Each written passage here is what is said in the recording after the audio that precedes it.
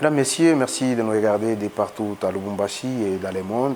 Bienvenue dans ce magazine LDF, le leadership de la différence. Pour ce nouveau numéro, nous recevons pour vous une personnalité pas comme les autres, dignitaire d'État, ambassadeur universel de la paix, avec qui nous allons échanger autour de différentes questions. Alors, il est déjà avec nous, on les reçoit. Honorable Daniel Ngoy, bonjour. Merci d'être venu. Merci. Encore une fois, merci de nous regarder de partout dans le monde, mesdames et messieurs.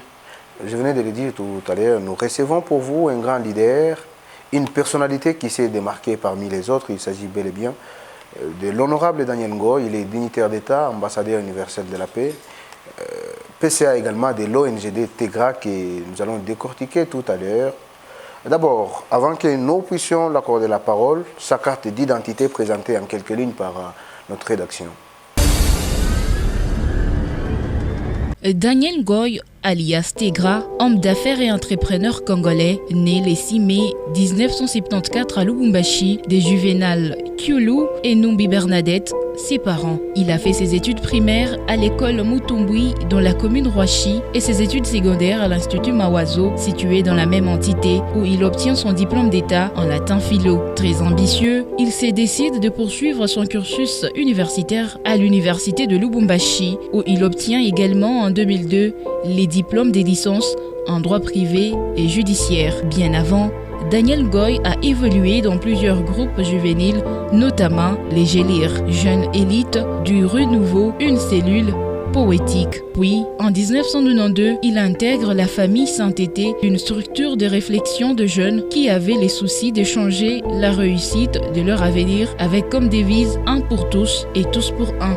C'est à l'issue de ces deux groupes que naît l'ONGD TEGRA qu'il dirige en ce jour. En mai 2014, Daniel Ngoy devint ambassadeur universel de la paix où il occupe la fonction du coordonnateur adjoint chargé des finances. Puis, en septembre 2014, il obtient sa médaille de mérite civique en or en accédant à la chancellerie des ordres nationaux, devenant ainsi dignitaire d'État avant de devenir ensuite chevalier de l'ordre national Kabila Lumumba en 2019, où il est actuellement conseiller à la coordination de Lubumbashi. Daniel Ngoy, un homme, un jour, un visionnaire.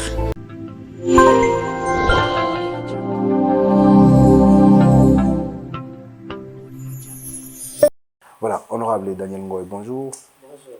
Merci d'être venu dans ce magazine.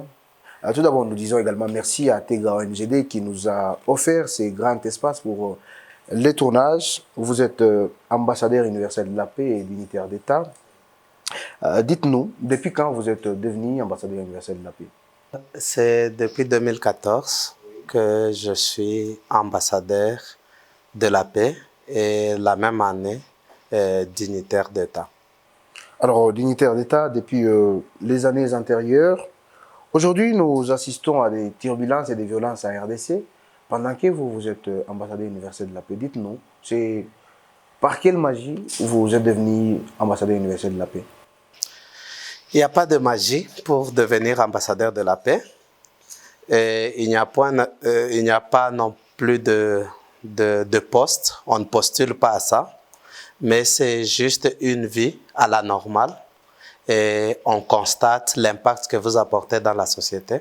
C'est ainsi que l'on vous approche et on peut vous décerner ce titre ou ces qualités d'ambassadeur de la paix.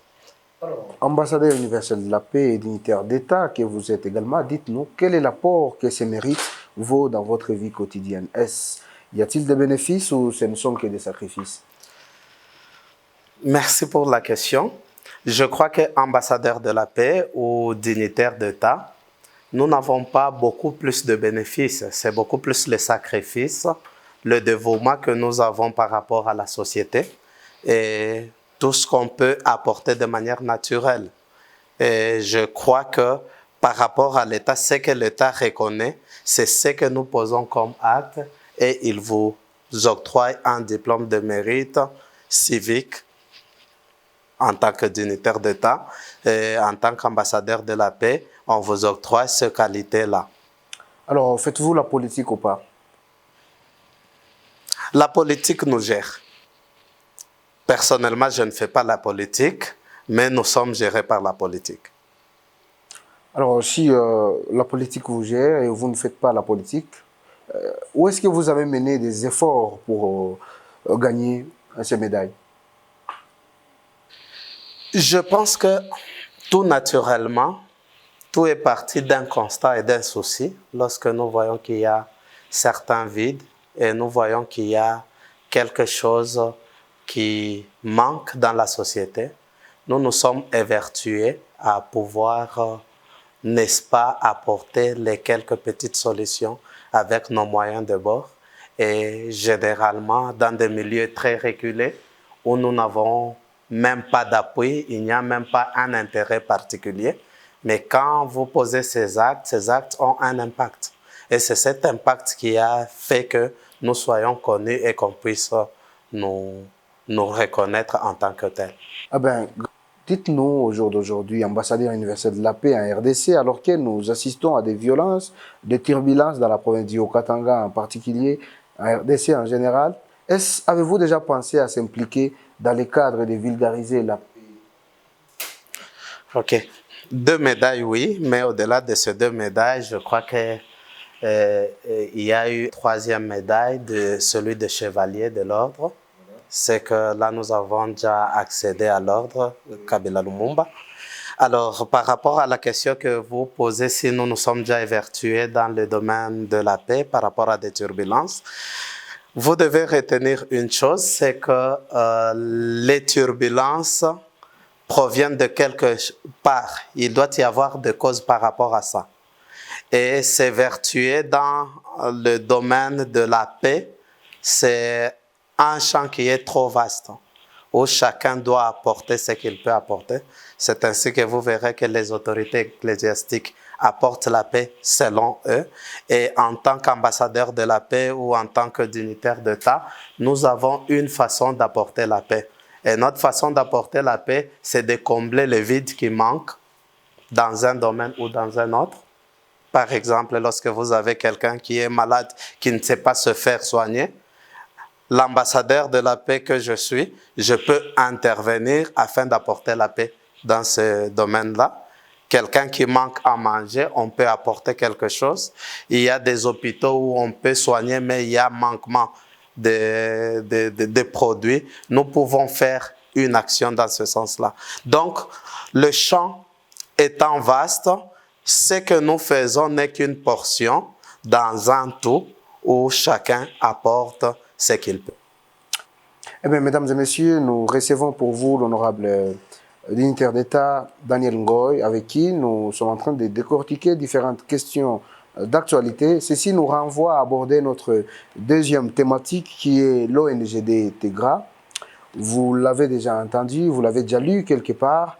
Eh bien, nous recevons les PCA, Daniel Ngoy, comme je venais de les présenter, qui va devoir nous dire tout à l'heure c'est quoi l'ONGD TEGRA. L'ONGD TEGRA, c'est une association sans but lucratif qui évolue dans 3 domaines. Mais cela a vu le jour le 20 mai plutôt, 2009. Et cela à l'issue d'une réunion entre 9 personnes qui proviennent de différentes associations.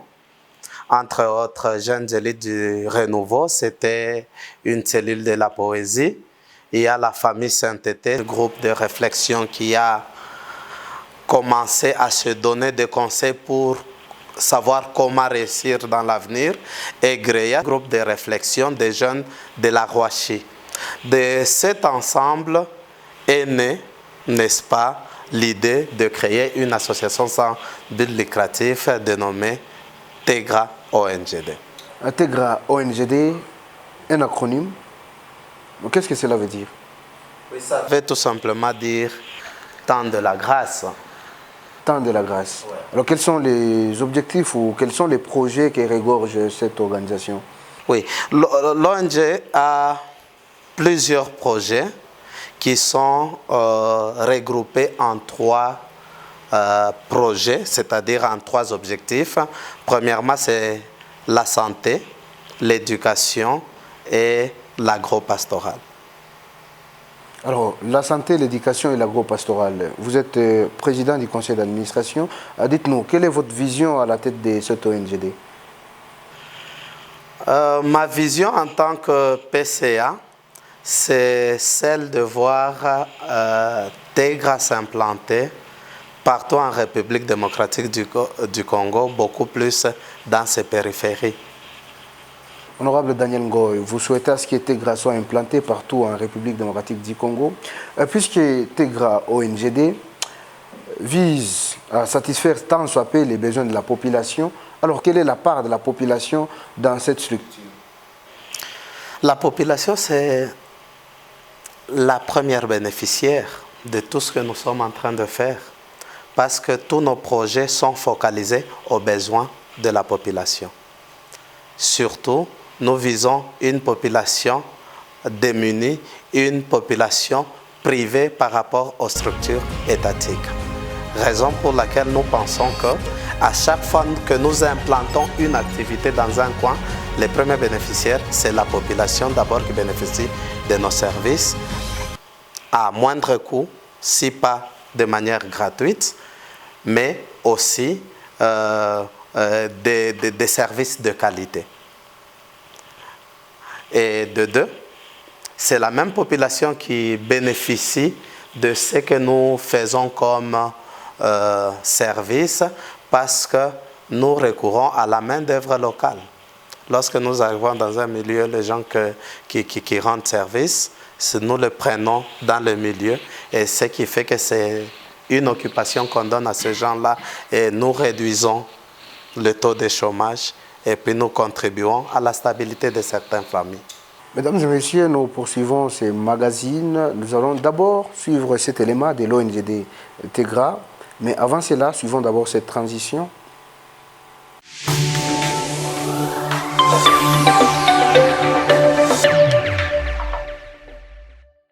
TEGRA, ONGD, vous l'avez déjà lu certainement à Lubumbashi et partout ailleurs. Nous sommes une organisation non gouvernementale. Nous nous identifions par cet acronyme du temps de la grâce. Vision hier, aujourd'hui et pour toujours, c'est une réalité. La conception est matérialisée en 2009. Elle est et demeure au service de l'humanité. Son utilité se fonde autour des 3 objectifs, à savoir la santé, l'éducation et l'agro-pastoral.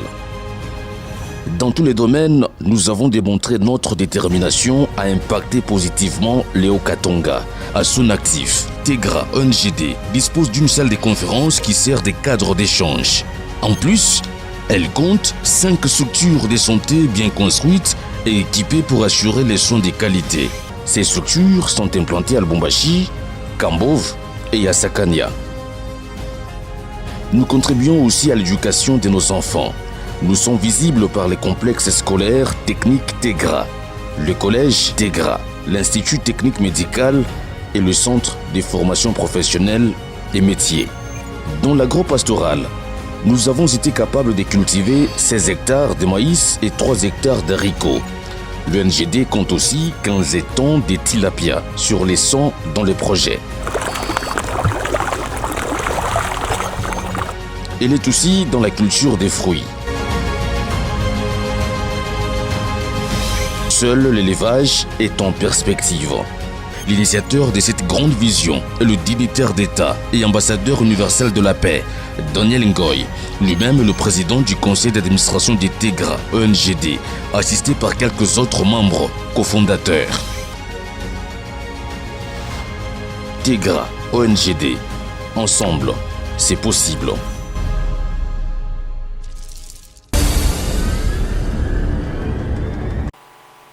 Voilà, honorable Daniel Ngoy, nous venons de suivre un élément de l'ONGD TEGRA.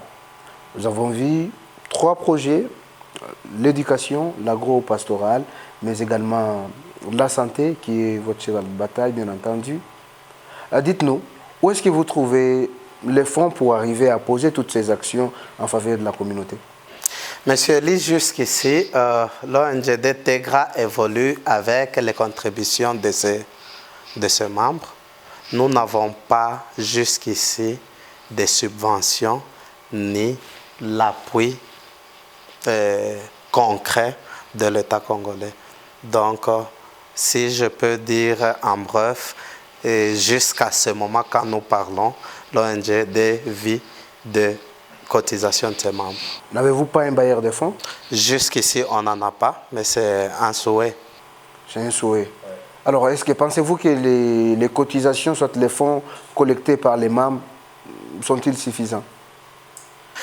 Vu les ambitions de l'ONGD Tegra, ce sont des ambitions qui sont trop grandes. Je pense que ce qu'il y a comme contribution n'est qu'une goutte d'eau dans la mer. Et ça ne permet pas vraiment à Tegra de concrétiser son rêve. C'est qu'il y a beaucoup de choses qui nous manquent, tout simplement parce que les moyens sont insuffisants. Alors, les moyens sont insuffisants, bien entendu. À l'égard de cela, qu'est-ce qui doit être fait pour que Tegra ONGD arrive à pérenniser toute sa vision? Voilà, je crois comme tout ONGD qui s'évertue du bien-être de sa population, je crois qu'une telle idée ne peut qu'être soutenue et encouragée par les autorités d'une part. C'est-à-dire, nous pensons que si les autorités au niveau provincial, au niveau national, ont fait attention à ce que nous faisons et nous accompagnent, je crois que nous pouvons, d'une manière ou d'une autre, atteindre nos objectifs. Deuxièmement, il y a des organisations internationales qui existent et qui appuient beaucoup de structures.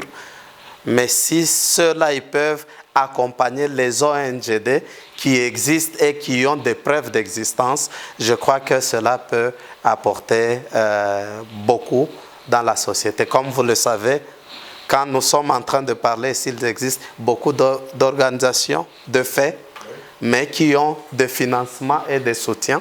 Mais lorsque vous arrivez sur le terrain, vous ne voyez aucun impact. Mais au contraire, des ONG qui ont des preuves d'impactation sociale, ils sont là, ils existent, mais personne ne fait attention, aucun appui.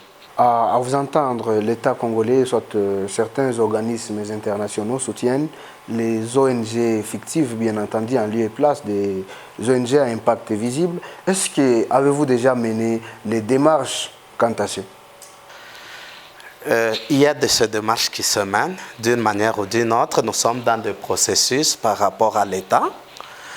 Aussi, on essaye un peu de s'intéresser à certains organismes, mais comme vous le savez, avec le système que nous vivons ici chez nous, il y a des fois où l'accès n'est pas facile, où l'accès est tout simplement privé aux vrais représentants de la population en la matière. Alors, au jour d'aujourd'hui, vous voulez que l'État s'implique ou l'État soutienne l'ONGD Tegra? Eh bien, on va y arriver. Avant qu'on arrive à cela, revenons d'abord au projet de l'ONGD Tegra. Nous prenons les projets sanitaires. Vous disposez de 5 structures sanitaires. Est-ce que ces structures sont viables? Oui. Nos structures sont viables et bien équipées par nos moyens de bord. Et ces structures, quand nous vous parlons, servent d'appui des zones de santé. Je précise que jusqu'ici, nos structures évoluent dans 4 zones de santé dans la province du Haut-Katanga. Et la plupart de nos structures sont des structures de référence. Lorsque nous prenons la zone de santé de Kampemba, notre structure est une structure de référence. Et lorsque nous prenons par exemple la zone de santé de Sakanya, notre structure qui est à Kinsenda, c'est une structure de référence. Compte tenu de notre plateau technique que nous offrons et nous-mêmes, en tant qu'instrument pour accompagner l'État, nous sommes intégrés dans l'État, on n'évolue pas comme des privés, mais nous intégrons la politique nationale pour apporter ce que nous pouvons. Vos structures servent d'appui à l'État congolais. Est-ce une forme de partenariat? Oui, c'est un partenariat de fait que nous luttons et nous militons pour que cela soit reconnu et que ce soit légal. Nous parlons de Tegra ONGD. Tegra ONGD, bien entendu, qui dispose également de certains établissements scolaires, d'ailleurs des établissements modernes, bien entendu. À ce jour, quelle est votre vision dans le secteur de l'éducation? Oui, dans le secteur de l'éducation, c'est comme vous allez le constater, nous avons un souci, celui de faire accéder tout enfant congolais à l'éducation. C'est ainsi que pour démarrer, nous avons commencé avec cette structure qui est une structure mère, ici le siège qui vous reçoit. Là, vous verrez que nous avons tenté de balayer toutes les catégories possibles. Nous avons prévu la formation cycle long, nous avons prévu la formation cycle court, nous avons prévu même la formation d'employabilité pour les gens qui ont déjà étudié mais qui ne trouvent pas de l'emploi et qui ont besoin d'apprendre un métier pour se rendre utile à la société. Tout ça, nous organisons. En dehors de ça, compte tenu aussi de la distance, parce qu'il faudra qu'on le dise, compte tenu de la qualité que nous donnons, la qualité de formation, et compte tenu de notre infrastructure, nous recevons les élèves venant de partout et voire même des autres villes que la ville de Lubumbashi. Alors par rapport à ça, nous avons prévu aussi les internats. Il y a des internats qui sont en construction dans le parage de l'école. Nous avons quelques bus pour faire le ramassage des élèves dans les différents coins. Voilà au moins. Pour peut-être finir avec les secteurs de l'éducation, Tegra ONGD, ou soit les complexes scolaires, Technique Tegra, organise des options techniques les plus recherchées à Lubumbashi. Oui. Qu'est-ce qui vous a motivé à mettre sur pied et tout? Premièrement, c'est l'étude qui a été faite sur place par rapport à la formation qui se donne. Et nous avons estimé que nous pouvions apporter en plus et une démarcation avec les autres structures éducatives qui existent. Je crois que c'est ce qui nous a poussé à faire des recherches sur certaines filières qui n'existent pas dans des écoles actuellement, mais qui, sur le marché d'emploi, nous trouvons qu'on a besoin de ce genre-là. C'est ce qui a motivé notre organisation à pouvoir, n'est-ce pas, prendre ces filières et les intégrer. Et au même moment, je tiens à vous signaler que nous avons aussi un autre projet dans le même cadre-là, de pouvoir, n'est-ce pas, implanter les structures éducatives dans des milieux où ça n'existe pas. C'est comme là, il y a un projet qui est déjà travaillé, mais que nous attendons soumissionner à des partenaires, celui de mettre des écoles primaires et les écoles de formation professionnelle dans des milieux reculés. Nous avons pris comme territoire pilote, territoire de Sakanya. Et là, l'objectif, c'est d'implanter les écoles primaires dans des villages où les élèves doivent parcourir 15 à 20 km pour aller suivre la formation. C'est un projet qui est déjà sur table, fini, et qui n'attend que des personnes qui peuvent nous accompagner dans ça. Mesdames et messieurs, puisque nous parlons de l'ONGD Tegra, nous allons d'abord suivre également l'interview réalisée avec les préfets du complexe scolaire technique Tegra lors de la proclamation, et on se retrouve juste après. Beaucoup de gens voient nos bus circuler complexe scolaire technique Tegra. Ce qui est vrai, ils ne savent même pas là où nous sommes. Nous sommes un joli site, mais l'élément le plus important que je veux souligner, c'est que nous organisons des options qui sont recherchées, mais dont les parents ne savent pas où ces options se retrouvent. Nous avons 22 options que nous organisons au complexe scolaire technique Tegra. Et la plupart de ces options, 17 sont techniques. Alors, nous sommes en train de lancer un appel aux parents qu'ils envoient leurs enfants étudier à Tegra Là où nous avons par exemple une option telle que mine et géologie, là où nous avons des options telles que hôtellerie et restauration, nous avons des options telles que construction métallique et ainsi de suite. Il y a plusieurs options que nous organisons. Agriculture, agroforestière, ainsi de suite. Ce sont des options qui sont recherchées actuellement. Actuellement, c'est la technicité. Alors nous voulons que les parents puissent envoyer des enfants, qu'ils envoient des enfants, et eux-mêmes pourront nous juger par le travail, la qualité du travail. Voilà, vous venez de découvrir les options que Tegra ONGD organise. Monsieur Daniel, dites-nous, à ce jour, puisque vous êtes également dans l'agro-pastoral, vous disposez de 16 hectares de maïs, 3 hectares de haricots, vous disposez également de 15 hectares de tilapia. Quel est l'impact de vos produits sur le marché? Merci. L'étendue que nous avons nous avons 77 hectares. Mais quand nous parlons de 16 hectares de maïs, c'est juste ce que nous avons pu réaliser cette année. Et quand à ce, c'est par manque de moyens normaux pour que nous puissions valoriser tout l'espace. Parce que n'ayant pas de tracteurs, n'ayant pas d'outillage qu'il faut. Raison pour laquelle vous comprendrez l'importance de partenariat, l'importance d'accompagnement du gouvernement par rapport à ce domaine-là. Alors, l'impact que cela apporte sur la population, c'est qu'on constate que ça stabilise le prix sur le plan économique. Parce que dès lors que nous lançons cela, vous allez vous rappeler que 2 ans en avant, 2019-2018, il y avait toujours une période où il y avait hausse de prix de maïs sur le marché. Mais quand vous constatez à partir de 2019, 2020, 2021, les prix sont vraiment stables avec tendance à la baisse. Ce qui veut dire que ce que nous éjectons comme produit essaie de stabiliser le prix sur le marché.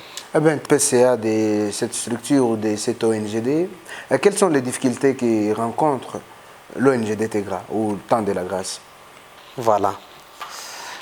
Par rapport aux difficultés, je crois que l'ONGD évolue avec les moyens de bord, les moyens de ses membres seulement. On n'a pas de subventions, on n'a pas de legs, on n'a pas de financement. Alors ça, ce sont des difficultés réelles que l'ONGD rencontre sur place. Les ambitions sont très grandes, mais les moyens sont trop minimes pour réaliser nos rêves. Eh bien, M. Daniel Ngoy, nous tendons vers la fin de notre entretien. À vous entendre, l'ONGD compte plus de 77 hectares destinés à ériger soit les maïs et autres. Il y a également dans les projets 100 étangs de tilapia, juste 15 qui sont exploités. Les moyens ne permettent pas. Pouvez-vous vous adresser à l'égard des responsables des organismes internationaux, l'État congolais également, pour que ces derniers vous viennent en aide? Merci beaucoup. Je m'adresse aux officiels et aux responsables gouvernementaux qu'il est tellement important et utile de pouvoir accompagner les ONG qui ont un impact visible dans la communauté.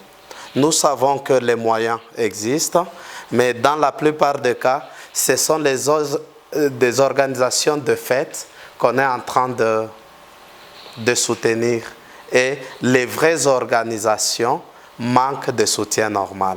Si vous pouvez vous joindre à nous et nous accompagner dans ce que nous faisons comme action, nous pensons que l'impact peut être grand et ça peut stabiliser beaucoup de choses au niveau de nos communautés et surtout au niveau des populations les plus démunies. Mesdames et messieurs, nous sommes arrivés pratiquement à la fin de cet entretien, mais avant qu'on se sépare, suivons d'abord cette transition.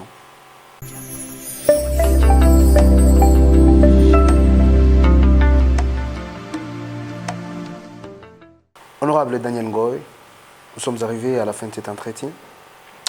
Vous allez nous répondre par oui ou non. Quelle est votre discipline préférée d'abord? Je crois à la marche. Oui. Oui, je crois que la marche, c'est la discipline qui m'intéresse beaucoup plus. Voilà. Dites-nous, oui ou non, Tegra ONGD est au bénéfice de la population? Oui. Oui ou non, Tegra ONGD a besoin de l'appui de l'État congolais? Oui. Oui ou non, le secteur bien entendu agro-pastoral est au bénéfice de la population? Oui.